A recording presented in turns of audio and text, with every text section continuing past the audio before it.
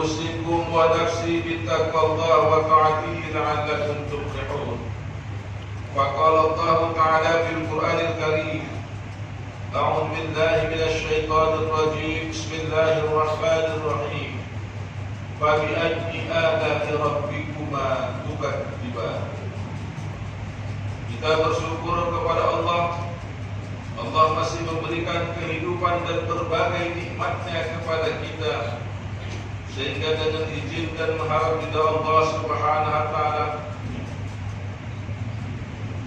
indahnya hidup bukan karena banyak orang mengenal kita, tapi hidup ini indah karena seberapa banyak orang yang bisa kita buat bahagia. Kita hidup bukan tujuan, tapi hidup punya tujuan. Tujuan hidup adalah Sang Pemberi kehidupan, yaitu Allah Subhanahu wa taala. Hidup ini kita harus mengerti. Kalau kita tidak bisa memuji, jangan mencaci. Kalau kita tidak bisa memberi, jangan mengambil. Kalau kita tidak bisa membuat orang senang, jangan membuat dia sedih. Kalau kita tidak bisa membahagiakan orang, jangan membuat dia susah. Kalau kita tidak bisa bersahabat, jangan bermusuhan.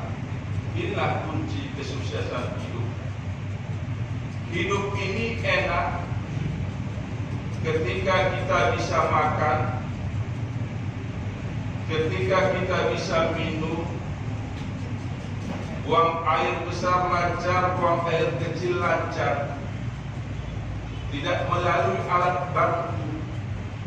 Tidur kita ini nyenyak, kaki kita ini bisa kita jalankan kemana aja.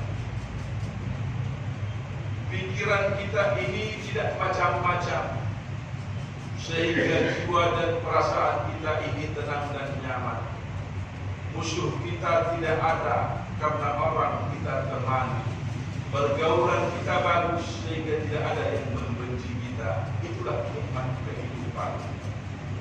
Maka saudaraku kaum muslimin jamaah Jumat rahimakumullah, hidup pasti ada akhir, yaitu kematian. Kita jangan tertipu usia muda, karena syarat mati tidak harus tua.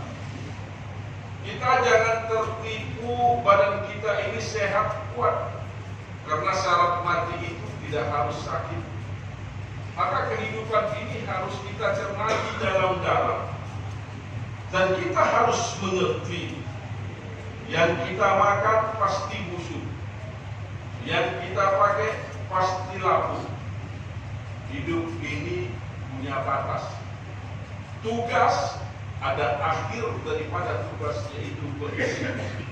Tidak selamanya seorang manusia itu aktif dalam bertugas. Ada akhir dalam bertugas, yaitu beristirahat.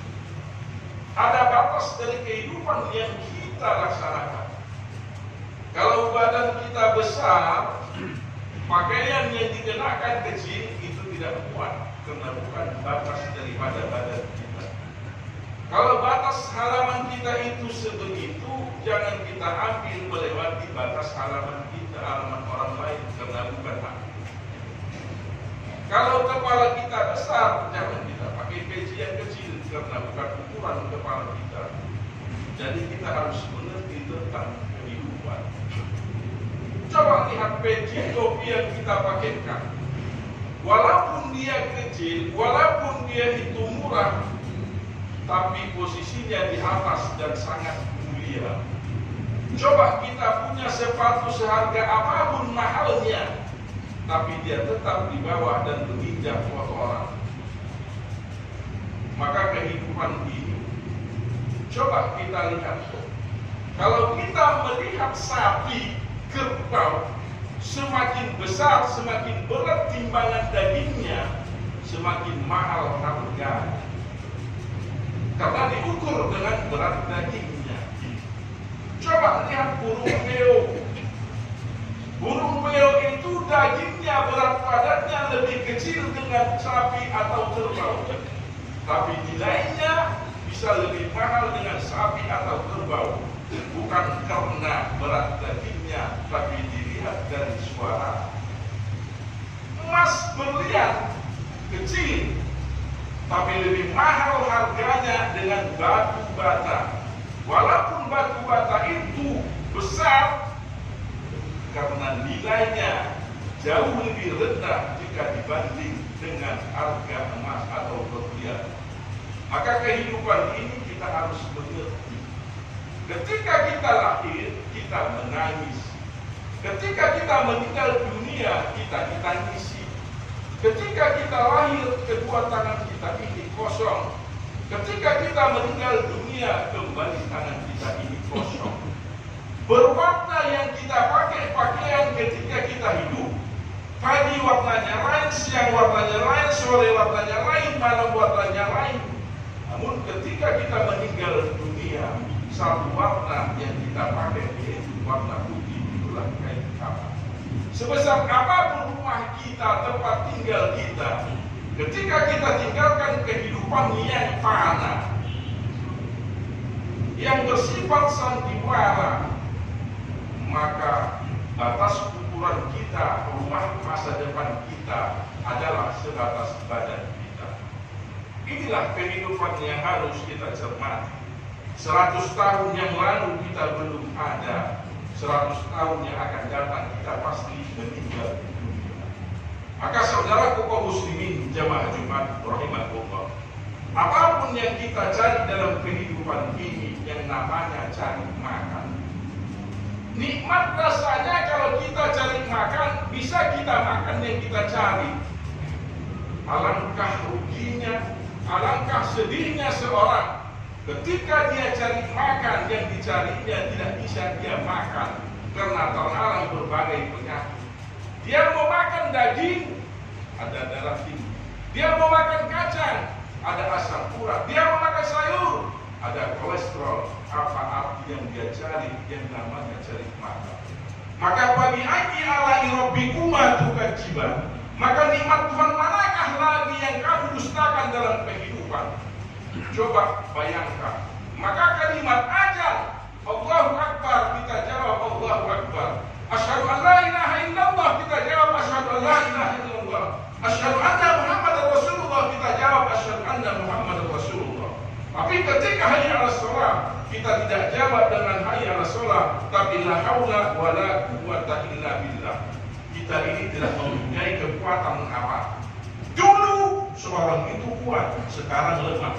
Dulu seorang itu gagah, sekarang tidak mempunyai kekuatan apa-apa. Dulu dia dipuja, sekarang dia dihina. Dulu dia dipuji, sekarang dia dicaci maki. Dulu dia disanjung, sekarang dia tersanjung dengan kasusnya. Otak kita ini kecil, besaran kepala kita dibanding dengan otak kita. Tapi otak kita bisa membawa badan yang besar ini karena otak kita cerdas. Karena otak kita bisa berpikir. Coba lihat orang yang besar badannya, tapi otaknya tidak ada, gila. Dia hanya mengingat melangkah kemana kakinya bisa dilangkahkan. Mudah-mudahan jadilah kita senantiasa bersyukur kepada Allah.